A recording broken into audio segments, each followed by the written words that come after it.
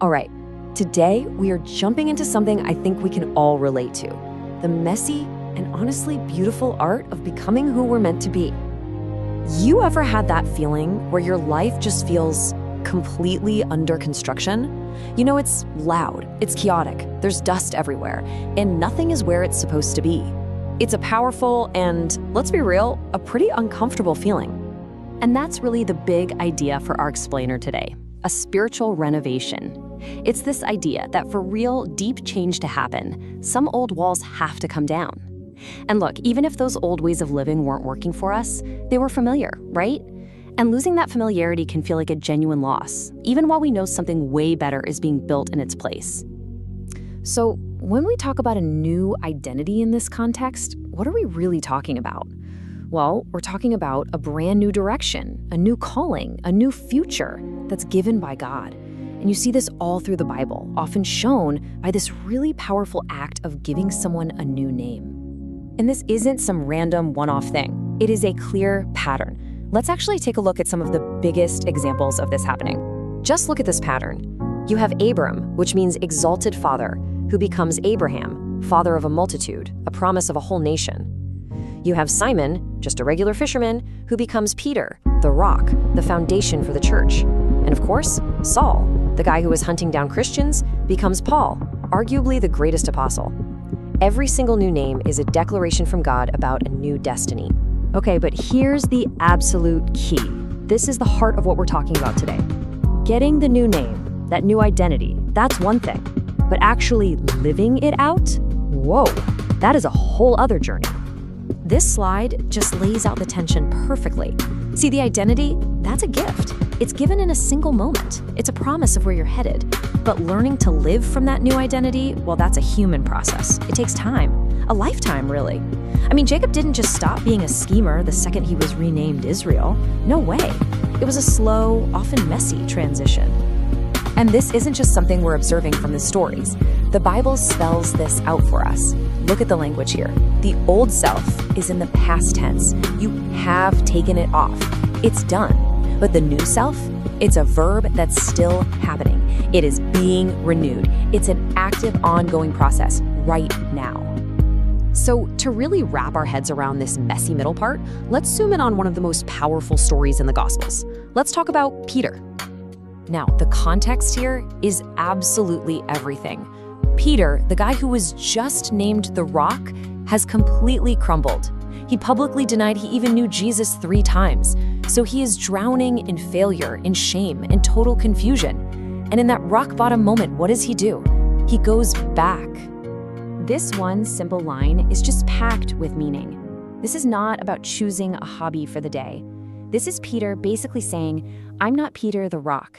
That was a total failure. I'm going back to being Simon the fisherman. It's the one thing I know how to do. It's the identity that feels safe. And how does that work out for him going back to his old self?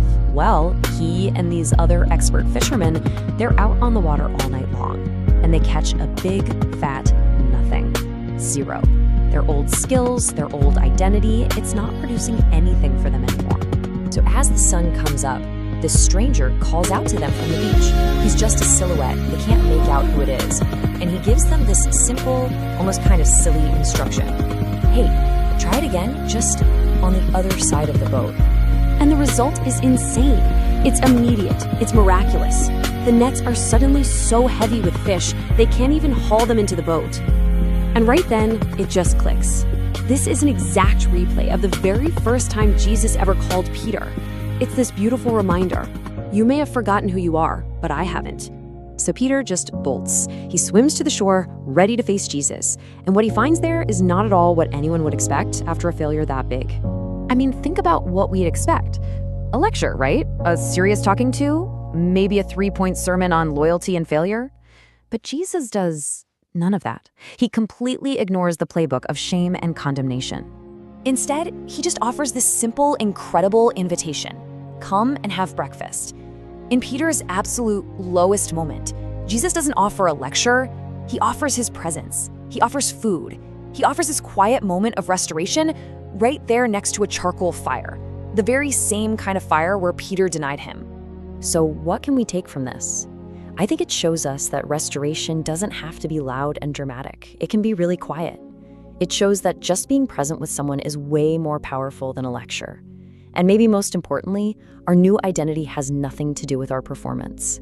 Sometimes the most spiritual thing we can do is just accept the invitation to sit down and have breakfast with Jesus again.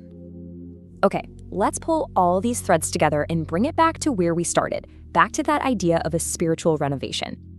If you remember one thing, let it be this. The goal isn't to be flawless. It's not about perfection. The invitation is to a new direction. It's all about the journey of becoming, not the crushing pressure of feeling like you have to have it all figured out right now.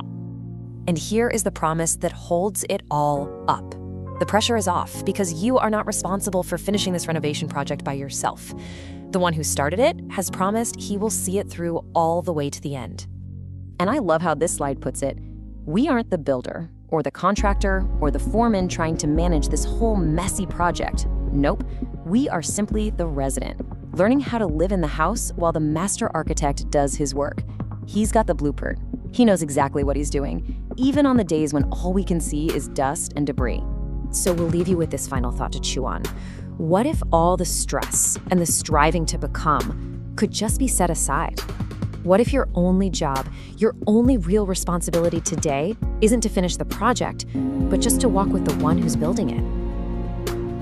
When silence falls and hope feels lost, and sorrow holds my trembling voice, in shadows deep I lift my eyes.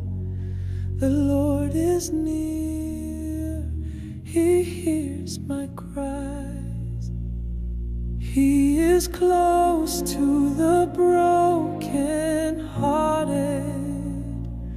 He saves the soul in despair.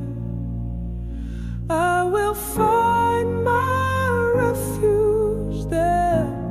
In His arms I'm not forgotten. The Lord is near.